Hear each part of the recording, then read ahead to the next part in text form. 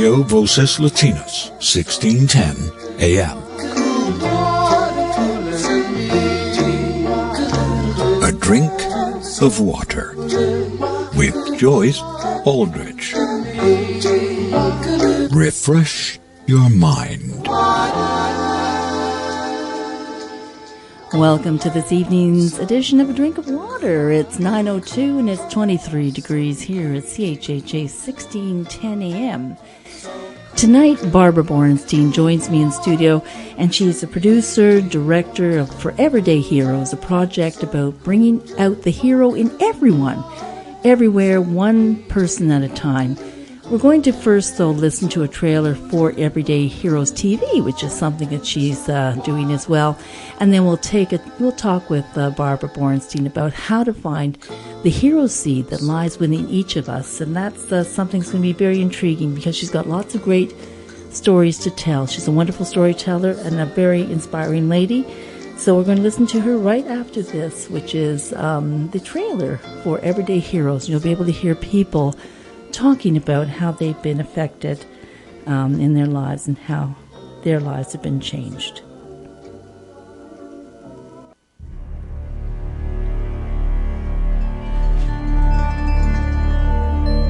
I could hear everybody on the main floor screaming to hear if I was alive, and I was just screaming help, like if just one person could help me.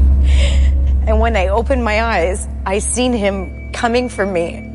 And then he grabbed me again and brought me off my feet, and I pleaded with him to let me go. He just wouldn't. I remember laying on a stretcher in the ambulance and just saying to myself, like, never again will this ever happen to me again. A hero is somebody who goes above and beyond the norm for somebody else. There was a family that took me in under their wings and treated me like I was their only son. My story starts with a diagnosis of a brain tumor. A hero is somebody that sees a need and goes and fills it. At lunchtime, they'd often physically push me, they'd mentally insult me, and it hurt a lot. We would have guns, and we would transport those guns. So you would be getting a backpack, metal just rattling. Called horrible names, and I would cry, and I would cry. The odds are against you, that these are the pressures that you must face as a young black man. I think it starts with believing in yourself. And I looked for kids who were leaders, but didn't know they were leaders. When she said those words, it inspired so much, and it made me reflect on what it is I was doing. They walk away from this conference empowered to start changing their own life, and then slowly, they'll change others.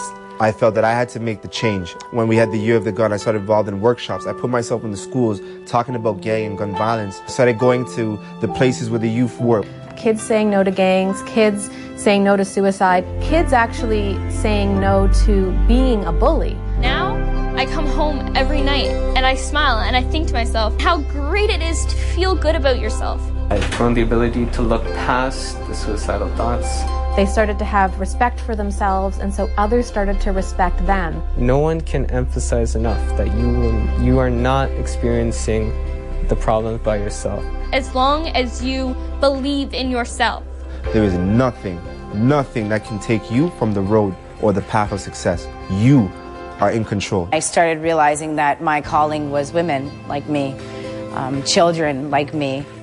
A hero is somebody who uplifts another human by doing something heartfelt that sometimes puts them at risk. Learning to voice my opinion, learning how to speak out in anger and stand up for myself, not expressing.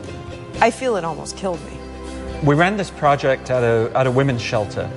When the women leave their homes, run away from their homes, all they have time to grab is their kids. And I also wanted to reach the men, the abusers as well, because I do believe that they're not only the ones that should be blamed, they also need help as well. And that's when I created Project Phoenix.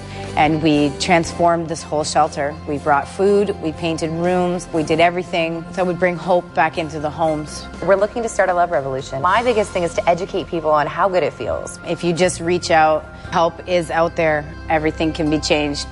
My hope is that it will inspire you to come and join with us and be a hero in the movie of your own life.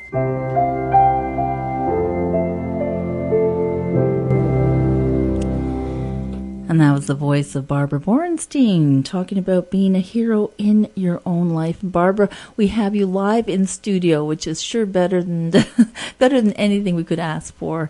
And I want to thank you so much for joining us this evening. Thank you. My pleasure. Oh my gosh! And you know, I don't know if you heard the CBC story that there was a story online today about an 11-year-old boy out in Newfoundland. This just happened yesterday. No, tell me. And yeah, and he's a hero. 11-year-old boy. His name is David, and he basically saved his family from a raging fire in Newfoundland. He got his mom and his sister out just in time before the flames completely engulfed the house. Wow! Thank and God for him. He was sitting at the computer. He was doing FaceTime with his dad, who was away at the time, and he saw the flames in the monitor. Wow! And he had the presence of mind to run up quickly, get his mom and his sister, and get them out. So and his mom said, "I'm so proud of him, and I'm going to tell him for the rest of his life until he understands what a big thing he did." And that's the thing with being an everyday hero. Tell us more about that. You know, about being an everyday hero. I believe we all have a hero that lives inside of us, and with the right circumstances, all we need to do is turn that everyday hero gene on to create a better world. Mm-hmm. It's small actions of kindness, of caring, of love, of doing something nice for somebody, helping somebody, rising to the occasion when the occasion merits it, like in the story of David. Absolutely, and I was so taken by that, and I thought, wow, this is exactly what Barbara is striving for, and making the world a better place by doing all of these things. Now, how you had an inspiration for this? This is not something that how long have you been doing this for? It's been about 4 years since I started, And what was your I started inspiration? working with millennials about 2 years ago, and since I worked with them, we have a very, very active social media campaign that reaches out to over 150 countries globally. That's amazing. Yeah, thank you. Is there a particular reason why you're working with millennials? I believe also people in their 30s, the younger people. Now, what is your motivation there? I mean, I can understand. I'm sure I understand, but I would like to hear it from you and our audience as well. I'd like to see a better world. I'm concerned because a lot of millennials think that their opportunities are really limited.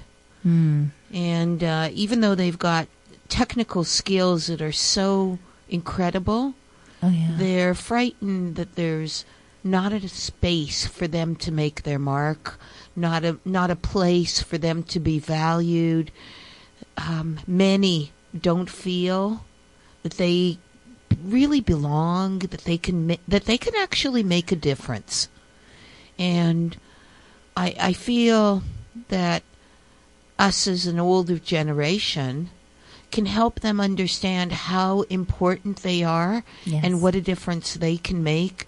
And it's not by jumping off of tall buildings to save a kid, although that's a hero too. Yeah. But it's in the everyday small things that we make the big difference in people's lives.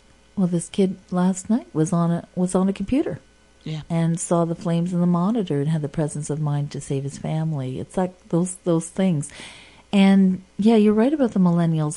My heart goes out to them, having two children who are, they're post-millennial. They're like 30 and 32, but still, these are the kids who are really trying to make their mark. And of course, the baby boomer, we keep calling ourselves the greatest generation. I mean, my goodness, what an act to follow. And it's not that we're an act, but we have taken up so much space on the planet.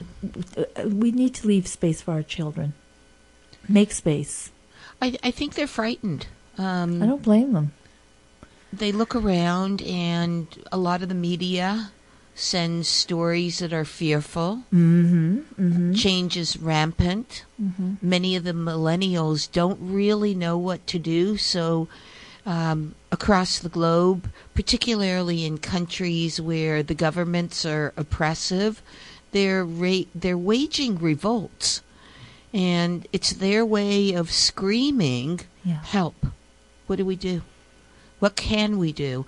And sometimes they think that taking down the government is going to change things. And I don't feel that that's the truth. I feel that given an opportunity to shine, these young people will totally shine. And they're going to find cures for some of the things that we haven't been able to, things that are like environmental catastrophes that have been created with pollution, with waste, with plastic. Oh, the plastic. They're finding solutions for it already. They're able to use technology to find solutions for diseases that escaped us. We don't have those kinds of skills like the young people do. No. And I feel strongly that it's our job to help them see how much of a difference they can make and what they can do.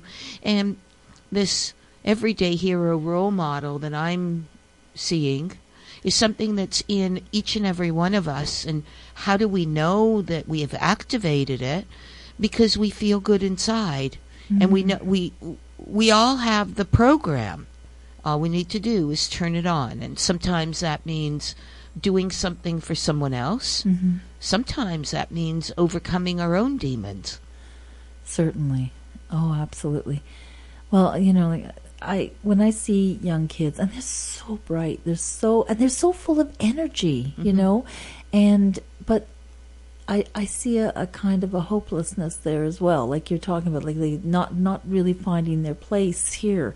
And the jobs aren't here that there used to be, and they're told they may have 10 careers in their lifetime. So to get them excited about that, because actually that's a rather exciting thing. I had John Chevreau on a few weeks ago, who's a financial guru, and he's written a book for millennials called Findependence, but finding financial independence and how to make your world so your work to play and play to work, you know, and that kind of thing, like getting people excited about having those 10 careers, and it's okay. You know, he said, like, have those contract jobs and then, like, sort of take a breather and then do something you like and then take another job. You know, like, it's this kind of exciting world that we can show them that they can have. And I'm so happy you're doing that through Everyday Heroes. We're going to go to break right now, Barbara, but when we come back, we're going to hear a song by Fiddlestix called Love Is All Around, and it's they're young people who are making some great music, and we'll talk more about Everyday Heroes right after this.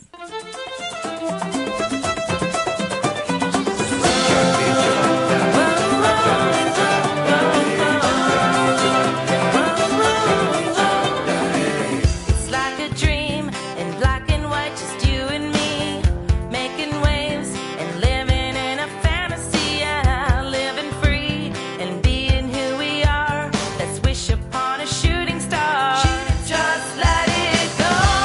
Just let go. Everything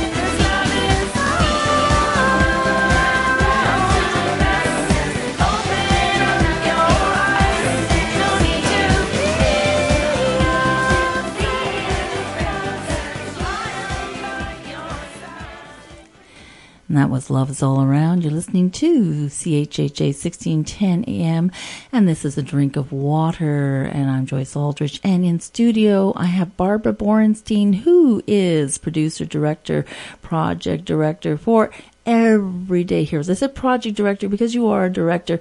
And when we went to break, you shared with me how this song really pertained to something that happened to you today. Yeah. So, and when I was thinking about the song, like, don't be afraid. I am next to you. And I'm feeling like that's what you're doing for the millennials and the 30 somethings, So yeah, let's talk about what happened today, Barbara. Sure. I was in a brand new restaurant today, and there was a mother and daughter talking with the owner, and the mother was talking with the owner, and I was talking with the daughter. And I was telling her how I work with millennials, and I said, I feel for you guys. It's not easy to be a millennial these days. And she says, yeah. And I said, And I said, and what are you going to do? And she said, well, I'm going to school to be an occupational therapist. I said, great. And she said, but? And I said, but what? She said, it's so competitive. I don't know what to do. I'm afraid I'm not going to get what I want. I said, but you know what? This is the time where you can try something. And if it doesn't work, forget it. Try something else. Yeah. You have a chance to taste a whole bunch of different things that you don't know that you'll like, or you don't know that you won't like. Yeah. And I said, and really, I hear that you're afraid, and I hear that you don't know, and do it anyway. Just, take baby steps. Exactly. And it's okay, because everybody else is afraid too. And when you get older, you realize that we were all afraid, and we did it anyway. And it's probably harder for you because there's too many choices. We didn't have enough choices. And as things open up, you'll move in a direction, you'll kind of find your way, and just remember that whatever you do, you want to have fun with it, because you're going to spend a long time with it. And also remember that if it's not to your liking, it's okay to change. And at the end of the conversation, she was like, really? And I said, yeah, really. And she said, okay, thank you. That probably just buoyed her right up, like completely blew her balloon big, Well, Joyce, balloons burst, so we, yeah, go ahead. I was walking one day when I had worked with millennials, and one of them wasn't working out, and I had to let him go. And on the way, there was a girl walking down around Queen and Yonge, and she was crying. Oh. And I stopped, and I said, are you okay? And she goes, yeah, I'm okay. And I said, would you like a hug? And she said, okay. Oh. And I gave her a hug. And I said, what's wrong? And she said, I just flunked all of my exams. And I said, well, I think you've landed with the right person, because when I was in first year university, I failed all my exams as well. And she goes, really? And I go, yeah. Because I blanked out. I got scared and I blanked out. She said, well, that's what happened to me too. And I said to her, well, why don't you do what I did? And she said, what's that? I said, go to your prof and tell them that you got frightened, and ask them if they could if you could rewrite the exams. Because for me, they said okay. And she said, but there's 250 kids in the class. I said, so. Good for you. And she said, oh, thank you for the idea. And I don't know if she did anything about it or not, but you know what? She felt that she had a choice. Because often we think that there's no choice, because that idea doesn't come into our heads. And all I did was be there for somebody that went through exactly the same thing as I went through 40 years before. And and to think that, well, there's 250 people, so how dare I even ask anything from myself? And that happens an awful lot for all people, like they think, well, You know, there's so much competition with like the OT, the student who's studying OT, or there are too many people. I shouldn't ask because, you know, it's not fair if I ask and they don't get. And we live in such a society where we're such fence sitters and so afraid to take a stand. You know, we need to be those kind of people who take a stand and reach out and go out there and do it. Thank God for me. I come from a background where my father took a stand. Yes, he did. It cost him a lot for the stand that he took, but he believed with all his heart in a state, the state of Israel for the Jewish people. Yes. He was a resistance fighter, a freedom fighter. Yeah. He took a stand. He did something that changed the course of history. There was a lot of miscommunication afterwards, and he got blacklisted by the Israelis, and they wouldn't give him proper work. So everything that he valued and fought for, he had to turn his back on and start a second life. And it made me think a lot about who's a hero and who's a terrorist, because he was labeled a terrorist for something that was heroic, and the heroes aren't always treated as heroes. That's an interesting thing. I hesitate to mention Omar Khadr because personally, oh, that's a heavy topic. It's a heavy topic, yeah. So, you know, like I would understand the one side with the Israeli side, but I do not understand another side, you know. And it's interesting. It's a very heavy topic, you know, and it's all, very heavy. Well, we've moved from dealing with your own demons, like the kids, you know, that are afraid to ask, that they don't know what opportunities are available, they don't know how to look beyond ruts in front of their faces, to fighting with yourself about what your own belief systems are and widening that. It's very important to know where you stand on everything. You know, to say, well, this is where am I right now? You know, and take a picture of your life and say, is where I am now, is this, where do I want to be? And how am I going to get there? For sure. But it's not always. I mean, people sometimes they can be at 60 and still looking for that, you know. So we don't want those kids to be doing that, those millennials. Well, I look at the world out there, and I think they have so much to contribute, and if they actually understood that, they would be doing from the small things to the bigger things to the bigger things that are needed in the world right now. You know, I look at this time, you know, here we are 2017, and then I go back 100 years ago to 1917. Things were changing really a lot there.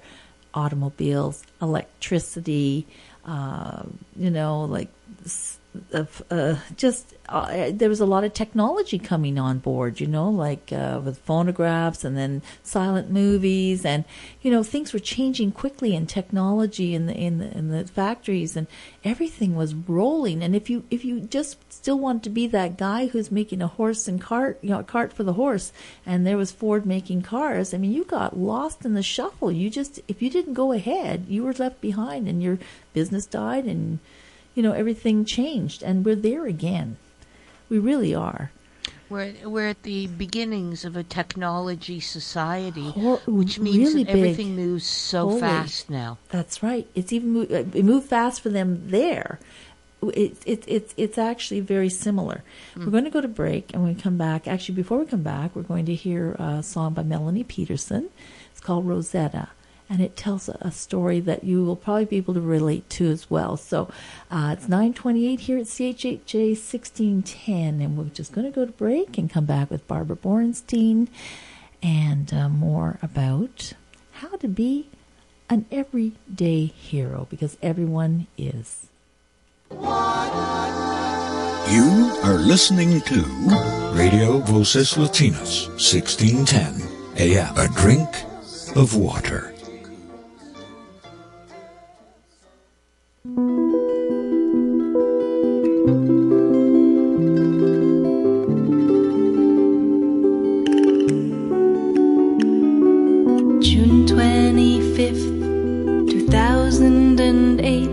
my lovely new friend Rosetta the Great and I hiked through the forest on a dark path that led us down into a deep ravine.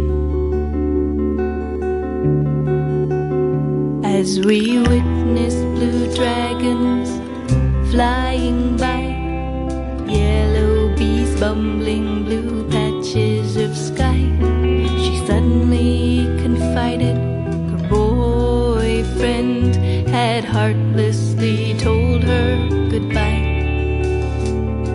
and tears flew from her eyes as I said, Rosanna, first we fall, then we fly. It's beautiful. Don't cry, Rosanna. You'll find your way. It's not a story worth telling without a few dragon to slay.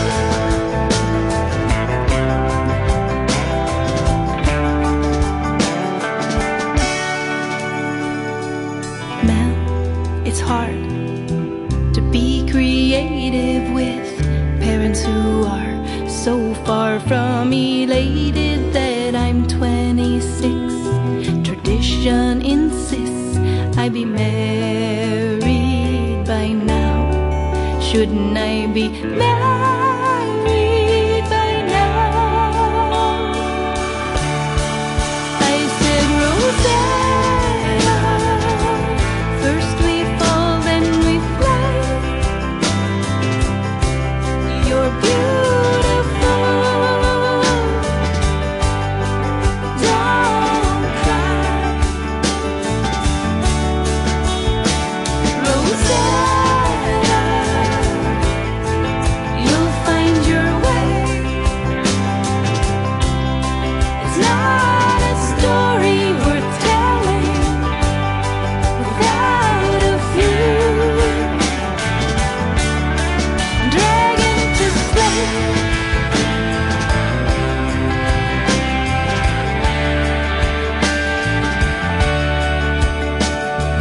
We've all got dragon to slay. Are you gonna let a little dragon stand in your way? Rosanna, first we fall, then we fly. It's beautiful. Don't cry, Rosanna. You'll find your way. It's not a story worth telling without a few dragon to slay.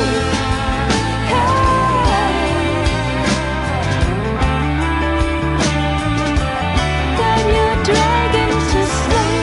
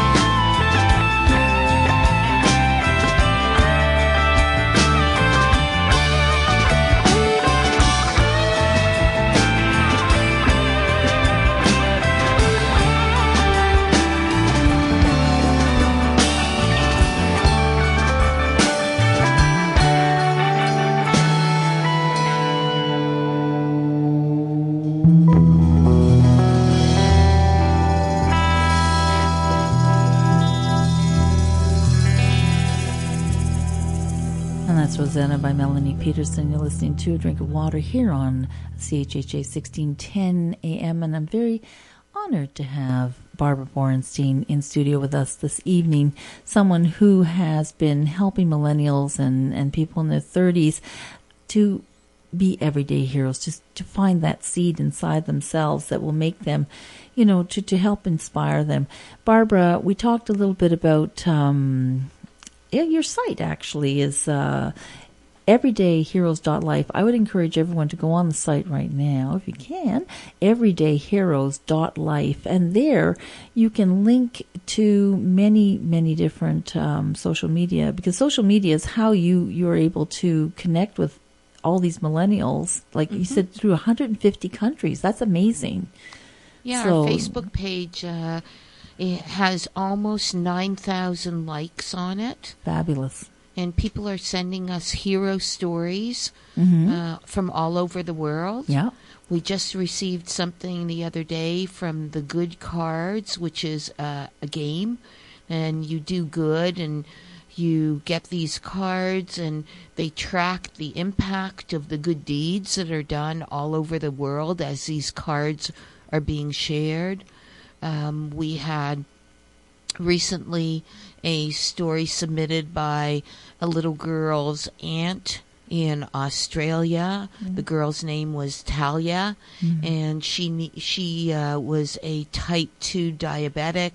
She needed an insulin pump, and she shared Talia's story with us. We've had people from Vietnam talk about some of the difficulties that they experienced over there and shared their stories. I'm just trying to think about other stories that were shared. There was a post put up the other day about how ex-President Jimmy Carter, who's involved with Habitat for Humanity, was dehydrated. He had to go to the hospital, and as soon as he got out, he went back to build for Habitat. He is a real for hero. Oh, he's amazing. Gosh. He's 92 years old, and he's still going strong. I was so amazed and helping to hear it. people. Unbelievable. I know, and he seems so strong. Yes. But I believe that when you're doing what your passion is, you're given the strength. You find it. I agree.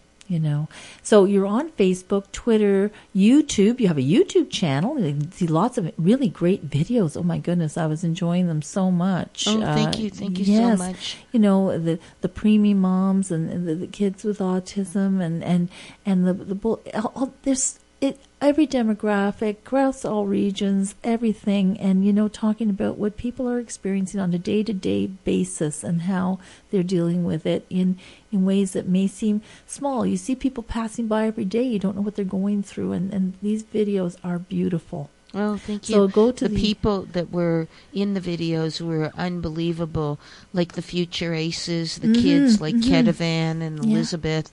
Ketavan was thinking about suicide since he was 11 years old, because he was the brainy kid in the class, and kids made fun of him, and it's not fun to be the outcast. Not at all. And he went away for a weekend to a resort through Future Aces, and they taught him how valuable he was. Putting aces in their places. Yeah, really. That's what Schulich School of Business, that's what they do, put aces in their places. How beautiful. Yeah. How beautiful. Yeah, that's what the new management does. That's their new teaching skill, the way to teach, and yeah. So he was able to. He was able to overcome. Elizabeth was also able to overcome. She thought she was a loser, and she went to this conference, and within a weekend, she realized how valuable she was, and she turned around and she addresses the Ministry of Education about kids. Wonderful. And their needs, and how to help them meet their needs. And we can't keep. Everyone has a different way to have their needs met, and I think we're finding more and more that, everyone has a mission on this planet. We all have different skills, and we all have we have our unique ways of accessing those skills, and the education system it's starting to broaden out. It really is, but it needs even more. I agree. Yeah, it's just not there yet, but it's getting there. We're working on it, and it would be wonderful to get the Everyday Heroes concept not only on television but into curriculum in schools, where the hero model is something that people go, yes, I'm one of those. Yes, I feel good about myself. Yes, I did this. Yes, I'm inspired to do this. And yes, I can inspire other people to do that too. Well, they do these community projects in school, you know, and how to be a good citizen and all that. So this could definitely fit in beautifully with all of that. All right, we're in. You got to get in there. It takes about a year. Well, who's going to put any time limit on it? Because you know what? When it's right, it's right. So you've also you're on LinkedIn. If people want to contact you, they can go to your everydayheroes.life site. Everything is there. Yeah, they go to About Us. Yeah. They can read about us. They can read about the inspiration with my dad. They can contact me at Barbara at everydayheroes.life. They can reach us through Facebook, which is facebook.com/everydayheroes at in full life.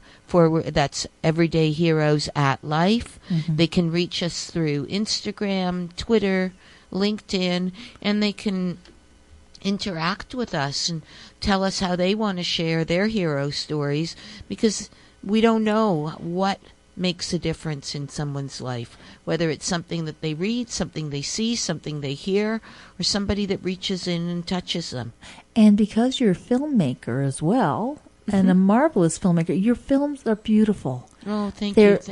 They're so beautifully produced. I want to say your community, the people you work with. Here, I'm just going to go into the website. Who does your editing? Is that Saji or? So Saji and Nachi have a company called Wild Ink Media, and they did a lot of the editing with Sunnybrook's Preemie Babies. Mark Werner, all three of them go to Ryerson. They're in film. Well, they're really good. They did editing. Mark did editing with Pepito Wilson, who's a Paralympic athlete. He did editing with Future Aces. Faith Balshin was the social media director who did a lot of the writing of Everyday Heroes, and she does journalism at York University. She's a student in pre-meds. And the person who developed the website he did a marvelous job. It's a beautiful website. Yeah, just marvelous. And that's Ali Jerami. And these are all millennials. Yeah, all of them. And marvelous millennials. Let's call them the marvelous millennials. So please go to this marvelous website. That's everydayheroes.life, and everything's there. Every way you can connect there as well to the Facebook page, to the YouTube page. I highly encourage you to look at the YouTube videos. They're wonderful. I think invite them to join our movement. It's really easy. Oh, how do you do that? They can like us on Facebook, Everyday Heroes. It has a blue icon of a man and a woman giving each other a high five. Oh, nice. They can subscribe to us on the Everyday Heroes YouTube channel. They can interact with us. They can send stories. They can share it with their friends. They can send money our way too. We're okay with that too. You'll take my. Do you have an account that like a PayPal? Do you have a PayPal? Not yet. But if they want to send us money, we'll find ways to get it from them. You just call Barbara. She'll put it to good use. No, films cost money, and websites, everything costs money, and millennials need to make a living, for sure. So, Barbara, we're going to go to break again soon. This goes so fast. Wow. But it is about making the world a better place, because a lot of us have made a pretty big mess of it. I actually remember when I was a kid, we recycled. My grandfather was the most marvelous recycler. But I don't know what the heck our generation did, that we built up an island of plastic, and we've got a political mess. I think we're a little messier than we were in my grandparent. I would say my grandfather's generation. You know, I don't know. we've really done a number on the planet, and so we really need the millennials. I think they'll be our heroes. I think they will. I think so. I feel so strongly that they will change the world for the better. I do believe it. I do believe it. I want it so much for our kids, for our grandchildren. We'll go to break right now, and we'll come back with more Barbara Borenstein here on CHHA 1610 AM, A Drink of Water. You are listening to Radio Voces Latinas, 1610 AM, A Drink of Water.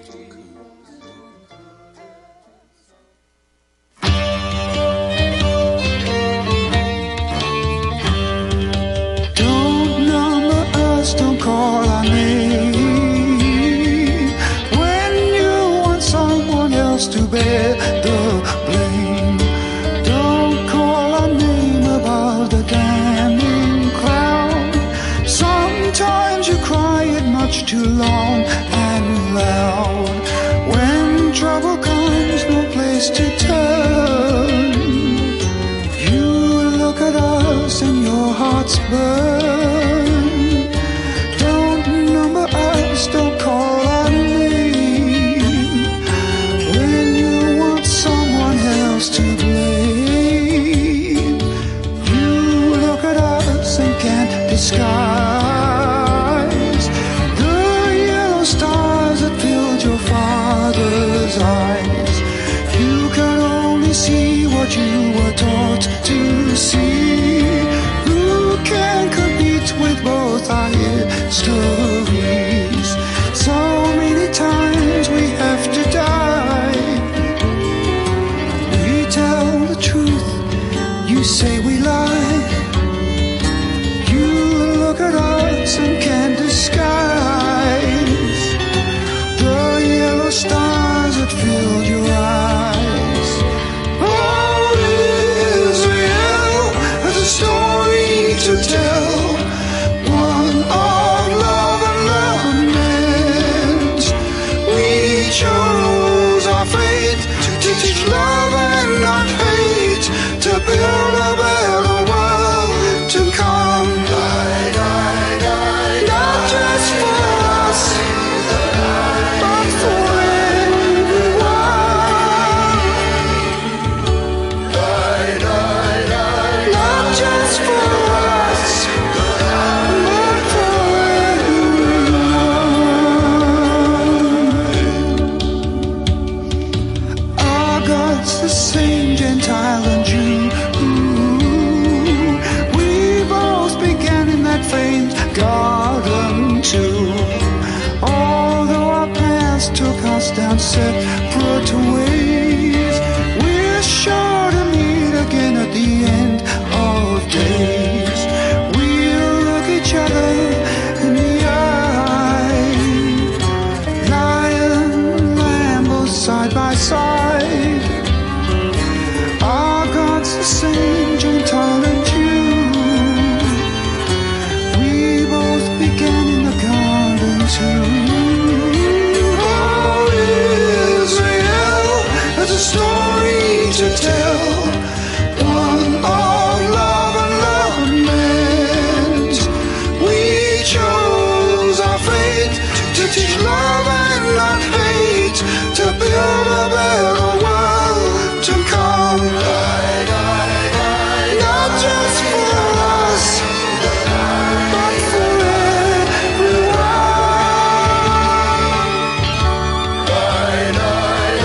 Not just for us, but for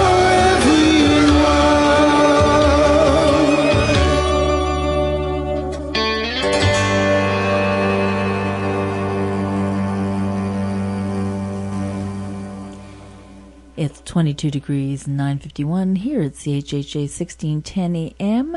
You're listening to A Drink of Water, and I'm in here at the studio with Barbara Borenstein, and of course that was just Chris Birkett singing Don't Number Us. I was thinking about your dad. I was thinking about how, you know, with Israel, so much talk about how we're not it's not just for us that we do things. It's called Tikkun Olam. We do things for the whole world. right? It's not. It's not a one. Which is what you've really picked up is that tikkun olam. Sorry, could you say that Tikkun again?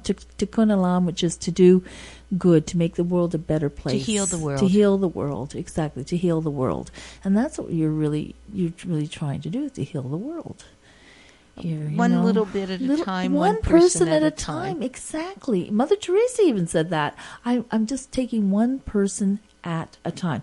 So we want to make sure that, everyone's heard about Everyday Heroes here at CHHA, and we'd like you to contact us through CHHA 1610AM.ca. Let us know. Call in. Tell us your stories, or call. Ask them to share their hero stories. Absolutely share. That's exactly right. What Barbara said. Share your hero stories. We have a website, so go there, and when you sign in to comment, we'd love to hear from you. So that's CHHA 1610AM.ca. And for sure, go to the Everyday Heroes site, and that's everydayheroes.life. And there you can connect to the Facebook page, the Twitter page, the YouTube, watch those videos. And again, share your stories on Facebook. You can write an essay on Facebook, which is a wonderful thing, and let Barbara know about your story. And who knows, you may end up there to film one of those stories, because there's so many inspirational ones to hear. And they never know whose life they could impact by sharing their story. Something really small may make such a difference in someone's life. Maybe exactly what they're going through as well. Mm-hmm. And they think it's so small, it's so insignificant that it doesn't matter, and it does. Mm-hmm. Exactly. So let's talk a little bit more about Everyday Heroes then. And do you have any more stories you'd like to share? Let's see. Let's talk about you, Barbara.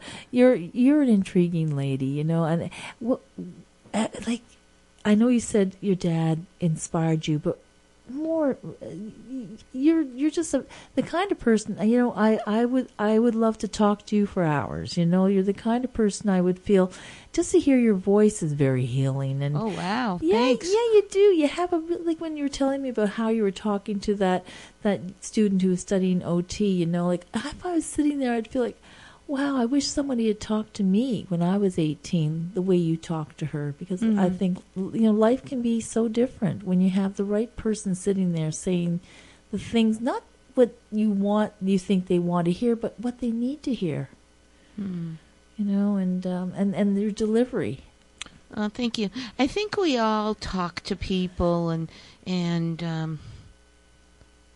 when we really see them, and we really listen to them, something comes out of our mouths which is something that they totally needed to hear. That's true. And it doesn't need to be very much. No, it really doesn't need to be too much. Like you said, you saw that young girl crying on the street. So many people would have walked by her, but I understand that, because I've done this myself, where I see someone else say, "Are you okay?" And just those words, and you offered a hug, just that.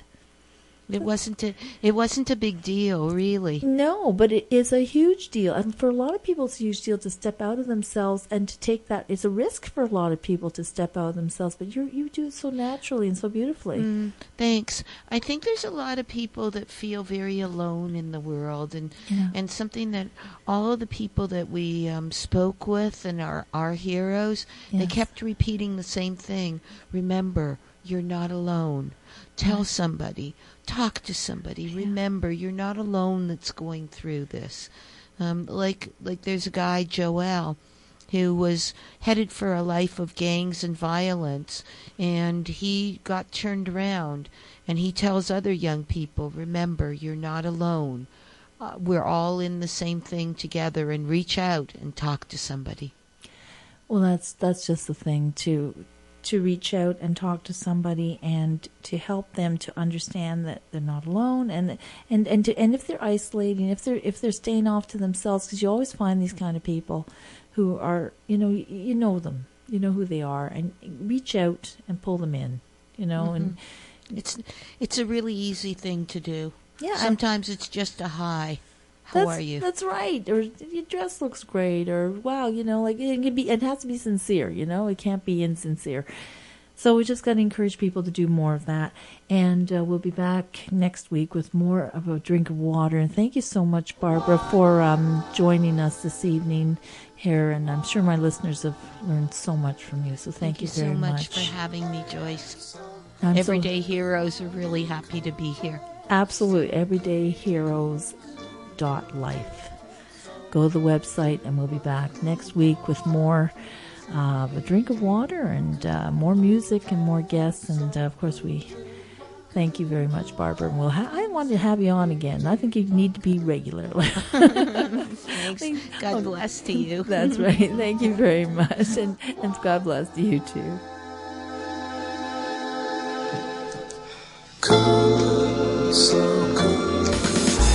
CHHA